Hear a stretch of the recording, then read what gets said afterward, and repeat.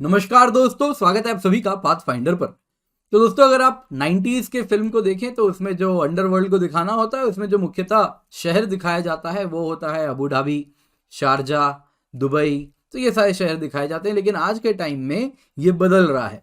तो इंटेलिजेंस की ऐसी कई रिपोर्ट्स आई हैं जिसके मुताबिक टर्की एक नया हब बनता जा रहा है एंटी इंडिया एक्टिविटीज़ को प्रमोट जहाँ से किया जा रहा है। और इसके साथ साथ ये भी बताया जा रहा है कि आईएसआई के ऑपरेटिव्स को काफ़ी ज़्यादा टर्की में पनाह भी दिया जा रहा है और उनको सपोर्ट भी किया जा रहा है। तो आज की इस क्लास में इसी टॉपिक पर हम चर्चा करने वाले हैं कि आखिरकार हुआ क्या है, क्यों टर्की के रवैये में ये रुख आया है, ये टर्की के रवैये में ये चेंज आया है, टर्की के रुख में ये चेंज आया है। और साथ ही साथ कहीं ना कहीं देखेंगे हम हमें क्या करना चाहिए, इंडिया की क्या पॉलिसी होनी चाहिए, तो इस पर भी हम चर्चा साथ ही साथ कर लेंगे। तो दूसरे साथ न्यूज़ में देख सकते हैं intelligence report Turkey hub of anti India operations. साथ ही साथ आप देख सकते हैं Turkey role in backing anti India activities. काफ़ी क्वेश्चंस टर्की के बारे में उठाए जा रहे हैं। और बाकी तो आपको मालूम ही है, टर्की का कश्मीर प्रेम एक अलग लेवल पे जा चुका है, जहाँ पे आर्टिकल 370 के सपोर्ट में वो बोलता जा रहा है। और काफ़ी ज़्यादा स्पेशली टर्की के जो प्रेसिडेंट हैं अर्डोगन, उन्होंने काफ़ी ज़्यादा आर्टिकल 370 के विरुद्ध में आवाज़ उठाया है और कहा है कि आर्टिकल 370 हटाना बहुत बड़ा मिस्टेक है इंडिया के लिए। तो ये सारी बातें उन्होंने उठाई हैं। तो ये कश्मीर इशू को लेके काफ़ी ज़्यादा इंडिया में भी नाराज़गी जताई गई है कि टर्की इस प्रकार से इंडिया के इंटरनल अफेयर्स में इंटरवीन ना करे। तो आप देख सकते हैं red flag in Delhi over Erdogan's Turkey funding anti India activities. तो टर्की कहीं ना कहीं फंड भी कर रहा है एंटी इंडिया एक्टिविटीज़ को। तो इन्हीं सबको समराइज करते हुए आज की इस क्लास में इस टॉपिक पर हम चर्चा करने वाले हैं। दोस्तों, मेरा नाम किंजल चौधरी है। आप मुझसे मेरे टेलीग्राम चैनल पर जुड़ सकते हैं, जहाँ पे लेक्चर के बाद आपको पीडीएफ अपडेट्स मिल जाएंगे। तो जाइए वहाँ से जाके डाउनलोड कर लीजिए and I am pretty sure आपको एग्जाम में ये सारी चीज़ें काम आएंगी। तो न्यूज़ में क्या है, न्यूज़ में है दोस्तों 2 इंटेलिजेंस रिपोर्ट्स उन्होंने फ्लैग किया है टर्की की इमरजेंस हो रही है एज हब, एक नया हब बनता जा रहा है एंटी इंडिया एक्टिविटीज़ के लिए। और ये साथ ही साथ आप देखें तो जो पाकिस्तान की आईएसआई थी, इससे पहले वो ऑपरेट करने के लिए यूएई, सऊदी अरेबिया, ये सारे देशों का इस्तेमाल किया करती थी। लेकिन आपको जैसा मालूम है पिछले 7-8 साल में यूएई, सऊदी अरेबिया के जो रुख है उसमें काफ़ी ज़्यादा बदलाव आया है। इन द सेंस अब इंडिया के साथ उनके रिलेशनशिप काफ़ी ज़्यादा इंटेंसिफाई हो चुके हैं, टाइज बहुत क्लोज हो चुके हैं हमारे, स्पेशली वेस्ट एशिया के साथ, west Asian world, Saudi Arabia, UAE, इन सारे देशों के साथ। और अब उनका जो स्ट्रेटेजिक रिजर्व है ऑयल का, वो भी इंडिया में स्टोर वो करवा रहे हैं। तो कहीं ना कहीं इंडिया पे बहुत ज़्यादा ट्रस्ट है, काफ़ी ज़्यादा इंडिया से म्यूचुअल गिव एंड टेक का रिश्ता बहुत मजबूत हो गया है, इकोनॉमिक कनेक्टिविटी बहुत मजबूत होती जा रही है। तो कहीं ना कहीं दोनों देशों के हित में है अच्छी दोस्ती रखना, और वही देखने मिल रहा है। और जाहिर सी बात है, इस वजह से पाकिस्तान की आईएसआई को जो पहले पनाह मिला करता था, वो कहीं ना कहीं पनाह अब नहीं मिल रहा है इन देशों में। तो जाहिर सी बात है, अब आईएसआई करे तो करे क्या, अब उनको कोई नया पनाहगार चाहिए, कहीं और जाके उन्हें पनाह लेना है। तो वहीं पर एक ऑल्टरनेट पावर सेंटर उभर रहा है, वो है टर्की। टर्की की बात दोस्तों अगर हम करें तो इतने दिनों में, इतने सालों में टर्की चाहता था कि उसको कहीं ना कहीं, उसने जब से इस्लामिक रिवॉल्यूशन के बाद से आप देखें तो जो डेमोक्रेटिक रिवॉल्यूशन हुआ, मुस्तफ़ा कमाल पाशा उनके अंदर, और उसके बाद टर्की ने कहीं ना कहीं एक सेक्युलर स्टेट बनाना शुरू किया। और टर्की चाहता था कि अब उनको western model of democracy system सब उन्होंने अपनाया, और कहीं ना कहीं एक उम्मीद थी कि उनको यूरोपियन यूनियन में सदस्यता मिल जाएगी। नाटो के तो सदस्य बन गए, लेकिन यूरोपियन यूनियन के वो सदस्य नहीं बने, और कहीं ना कहीं यूरोप उनको अपना इक्विवेलेंट माना भी नहीं। तो उसके बाद अर्डोगन के साथ टर्की अब ऑल्टरनेट पावर स्ट्रक्चर बनाना चाह रही है, और कहीं ना कहीं वो वापस से इस्लामिक वर्ल्ड की लीडर बननी चाह रही है, जो कभी वो हुआ करती थी डेमोक्रेटिक नॉर्म्स को अपनाने के पहले, सेक्युलर स्टेट को अपनाने के पहले। तो अब अर्डोगान चाहते हैं वापस से टर्की कुछ उसी प्रकार का इस्लामिक वर्ल्ड का लीडर बने। लेकिन इस्लामिक वर्ल्ड का लीडर तो ऑलरेडी सऊदी अरेबिया है। तो कहीं ना कहीं सऊदी अरेबिया टर्की में भी एक कोल्ड वॉर चल रही है, जो कि आपको देखने मिल रही है इस वक्त।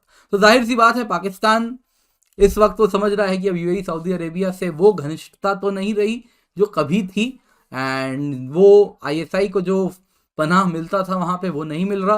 तो अब पाकिस्तान ने कहा है कि हाँ, हम टर्की को भी सपोर्ट कर सकते हैं इस्लामिक वर्ल्ड के ऑल्टरनेट लीडर जैसा। आपको मालूम ही होगा पाकिस्तान और टर्की दोनों के जो हेड ऑफ द स्टेट हैं, जैसे इस तस्वीर में आप देख पा रहे हैं, वो मलेशिया के भी प्रेसिडेंट के साथ मिलकर तीनों के तीनों एक ऑल्टरनेट ओआईसी भी बनाना चाह रहे थे, जिसमें एक ऑल्टरनेट व्यू पॉइंट हो इस्लामिक वर्ल्ड का।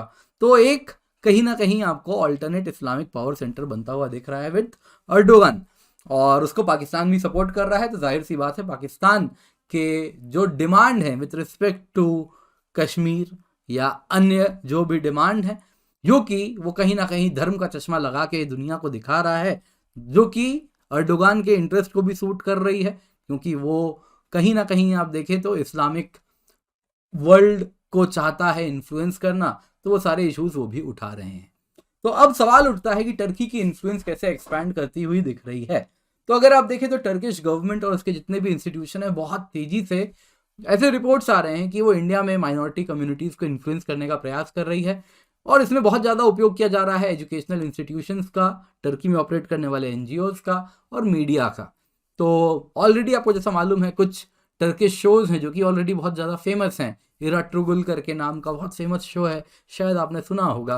तो वो सारे शोज ऑलरेडी पाकिस्तान में सुपर हिट हो चुके हैं, वैसे ही इंडिया में भी कुछ स्टेट्स में ऑलरेडी हिट हो चुके हैं। तो वैसे शोज के थ्रू कहीं ना कहीं आप देखें तो लोगों में सबसे पहले एक जगह बनाई जा रही है। बट ये बहुत हार्मलेस है, इसमें कोई बुराई नहीं है, किसी अन्य जगह की शो देखना, सब कुछ देखना कोई बुराई नहीं है। लेकिन ये बस स्टेज 1 है। स्टेज 2 अगर आप देखें तो टर्की कुछ उन जर्नलिस्ट को, उन लोगों को जो कश्मीर में बेस्ड है, उनको जॉब्स दे रहा है जिनकी पर्टिकुलर लीनिंग है, जो कि कहीं ना कहीं जैसी लीनिंग आइडियोलॉजी हमारे देश के लिए होनी चाहिए वैसी आइडियोलॉजी नहीं है, उससे कुछ विरोध में है। उन लोगों को टर्की स्पेशली जॉब भी दे रही है और उनको स्कॉलरशिप्स भी प्रोवाइड किए जा रहे हैं। तो स्कॉलरशिप बहुत बड़ा टूल इस्तेमाल किया जा रहा है इंडिया में, उन माइनॉरिटीज़ को ल्योर किया जा रहा है जो कि फ्यूचर में रेडिकलाइज हो सकें। तो इस प्रकार से उनको स्कॉलरशिप भी दी जा रही है। और साथ ही साथ एक काफ़ी ज़्यादा चिंताजनक स्थिति है, वो है आईएसआई और टर्की के बीच में जो इंटेलिजेंस एजेंसी है वहाँ की, उनके बीच में कहीं ना कहीं काफ़ी ज़्यादा कोऑपरेशन इंक्रीज हुआ है। रिसेंटली टर्की ने 2 स्पाई नेटवर्क्स को भी एक्सपोज किया। ये स्पाई नेटवर्क्स एक इजराइल की थी, मोसाड का, और एक ईरान का हुआ करता था। तो ये दोनों को टर्की ने आइडेंटिफाई किया है, उनके सॉइल में ऑपरेट कर रहे थे। और बताया जा रहा है इसके पीछे जो कारण था कि उनको कैसे पकड़ा गया, वो कारण बताया जा रहा है वो है पाकिस्तान की इंटेलिजेंस एजेंसी आईएसआई ने उनको बताया कि ये 2 एजेंसीज आपके यहाँ से सेफ हाउसेज हैं, ये जहाँ से वो ऑपरेट कर रहे हैं, इनको बस्ट करना ज़रूरी है। तो इस प्रकार के काफ़ी ज़्यादा कोऑपरेशन बढ़ रहे हैं। और टर्की आपको मालूम ही है इस प्रकार की जो हरकत कर रही है, जो कि कहीं ना कहीं आतंकवाद को सपोर्ट कर रही है, जो कि इस वक्त पता चल रहा है। तो आतंकवादी संगठन और आतंकवादियों को सपोर्ट करने की जो इसकी एक्टिविटी है टर्की की, उसी की वजह से टर्की को एफएटीएफ के ग्रे लिस्ट में भी डाला गया पाकिस्तान के साथ। तो जो टेरर फाइनेंसिंग टर्की कर रही है वो दुनिया से भी छुपी हुई नहीं है। तो टर्की की इन्फ्लुएंस आप देखें तो भारत भर में कहीं ना कहीं रेडिकलाइजेशन फैलाने में कोशिश की जा रही है, और पाकिस्तान से सपोर्ट भी इसको मिल रहा है। तो ये तो हुई बात टर्की की।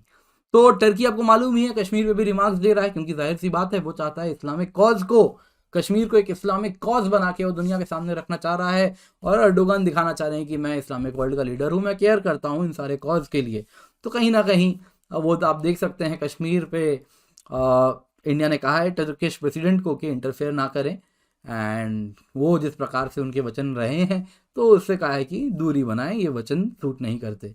वैसे आप देख सकते हैं अर्दोगन ने कहा कश्मीर में जो हो रहा है वो कश्मीर की जो स्ट्रगल है वो टर्की की फ्लाइट वर्ल्ड वॉर 1 वाली बताती है। तो इस प्रकार से बार बार इसको एक टाइम में वो काफ़ी ज़्यादा आप देखें तो 2020 and to some extent later part of 2020 तक काफ़ी ज़्यादा इस इशू को वो उठाए हैं। जैसा मैंने बताया दोस्तों आपको, तो सवाल ये उठता है क्या टर्की इंडिया का एनिमी है? तो देखिए बहुत ही सिंपलिस्टिक अंडरस्टैंडिंग होगी फॉरेन पॉलिसी की, एंड कहीं ना कहीं बहुत नाइव अप्रोच होगा।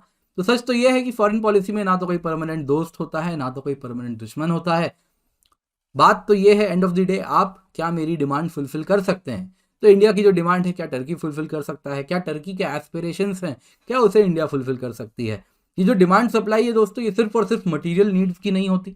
मटेरियल नीड्स यानी इकोनॉमिक रिसोर्सेज हो गए, गुड्स, सर्विसेज एंड अन्य प्रकार से एड वगैरह कुछ भी हो सकता है जो मटेरियल रिसोर्सेज हैं। इसके सिवा आप देखें तो जियोपॉलिटिकल क्लाउट आपका क्या है वो भी बहुत मायने रखता है देश के एग्जिस्टेंस के लिए, और अन्य प्रकार से भी रिश्ते भी होते हैं, इमोशनल नीड्स भी होते हैं, वो सारे एस्पेक्ट को कवर किया जाता है।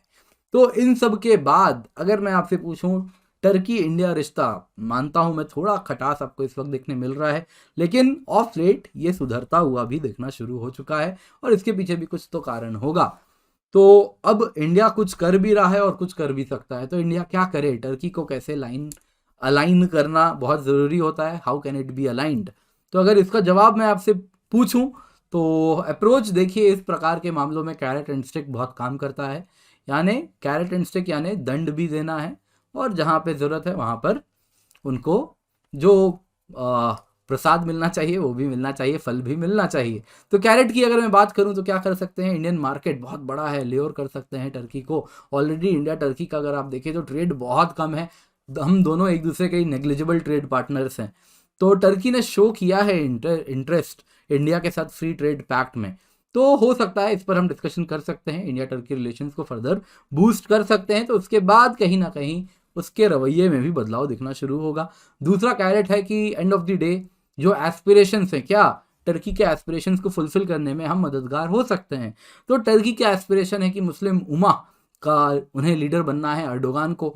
तो end of the day India में थर्ड लार्जेस्ट मुस्लिम पॉपुलेशन है, तो आपको अगर मुस्लिम वर्ल्ड का रिकॉग्निशन चाहिए तो कहीं ना कहीं इंडियन मुस्लिम पॉपुलेशन के बिना आपको नहीं मिल सकता, तो वो भी उनको रियलाइज़ करवाना बहुत आवश्यक होगा। साथ ही साथ टूरिज्म, आप देखें तो इंडिया से 50,000 टूरिस्ट पिछले साल टर्की विजिट किए हैं और माना जा रहा है 2022 में नया रिकॉर्ड भी बनेगा। तो इंडियन टूरिस्ट बहुत ज़्यादा टर्की जा रहे हैं, काफ़ी ज़्यादा टर्की में इस तरीके से रिसोर्सेज भी इंडिया से जा रहे हैं। तो ये एक बहुत अच्छा कारण है किसी भी दो देशों के बीच में अच्छे रिश्ते कायम करने के पीछे। इसके सिवा डिफेंस डील, जी हाँ दोस्तों, आपको जान के कहीं ना कहीं अचरज भी हो सकता है, हैरानी भी हो सकती है। तो इंडिया टर्की के बीच में भी डिफेंस डील है, इसी 2021 दिसंबर की न्यूज़ है, यानी एक महीना करीबन पुराना न्यूज़ है। $2.3 बिलियन शिपिंग डील इंडिया की साइन हुई है TAIS शिपयार्ड्स, टर्की की शिपयार्ड्स है, one of the top 5 shipyards हैं उनके साथ। तो हाँ, डिफेंस डील भी है। तो आप देख सकते हैं इंडिया टर्की को गाजर तो दे रहा है। क्या इंडिया ने डंडे का उपयोग किया है, स्टिक का उपयोग किया है? तो जी हाँ दोस्तों, स्टिक का भी उपयोग किया है। मालूम ही है FATF में ग्रे लिस्ट में है, तो जियोपॉलिटिकल क्लाउड है भारत की बहुत मजबूत, FATF से लेके UN तक में, तो उसका प्रयोग किया जा सकता है हर वक्त। तो FATF में आप देख सकते हैं ग्रे लिस्ट में भी है। साथ ही साथ आपको मालूम ही होगा भारत ने ग्रीस, साइप्रस, अर्मीनिया, इन सबको भी सपोर्ट किया है, इनके साथ भी अच्छे रिश्ते कायम करने शुरू कर दिए हैं। वो देश हैं जो कि टर्की के साथ विरोध में खड़े हैं, टर्की के विरोध में खड़े हैं, तो उनको कहीं ना कहीं इंडिया सपोर्ट करना शुरू कर रहा है। एटलीस्ट जो दिख रहा है ऊपर ऊपर से, वचनों से तो ज़रूर इंडिया सपोर्ट कर रहा है। तो इस तरीके से आप देख सकते हैं, तो कैरेट एंड स्टिक दोनों का उपयोग किया जा रहा है और हो सकता है अगर चीज़ें सही रही तो टर्की भी अलाइन हो जाएगा। तो दोस्तों, जब भी अन अकेडमी आई यूजी कोड KC10, क्योंकि इससे आपको मेरी हैंड होल्डिंग एंड मेंटरशिप मिलती है। साथ ही साथ आपको कहना चाहूँगा UPSC CSE combat previous year question है, तो जाइए संडे को इसका पार्टिसिपेट कीजिए, KC10 कोड का इस्तेमाल कीजिए। फ्री मेगा टेस्ट सीरीज़ है फॉर UPSC CSE, इसका हिस्सा बने। नए ऑप्शनल के लिए हम चैनल लेके आ रहे हैं और साथ ही साथ आइकनिक सब्सक्रिप्शन है, 1-to-1 लाइव मेंटरिंग है, स्टडी प्लानर है, ओपन हाउस विद एजुकेटर्स में आप बोल भी सकते हैं। साथ साथ दोस्तों, प्लस सब्सक्रिप्शन की 1 साल की कीमत है 46,791 रुपीज़, 1 साल की आइकनिक सब्सक्रिप्शन की कीमत है 67,041 रुपीज़। साथ ही साथ आपको कॉम्बो सब्सक्रिप्शन में स्पेशल ऑफर्स भी हम दे रहे हैं, तो इसका फायदा उठाएं, यूज द कोड KC10। तो UPSC CSE बैचेस दोस्तों स्टार्ट हो चुके हैं, आने वाले दिनों में और नए बैचेस आएंगे, तो इसका हिस्सा जरूर बने। और साथ ही साथ आपको कहना चाहूँगा, जब भी आएँ use the code KC10। Thank you so much for joining, have a great day.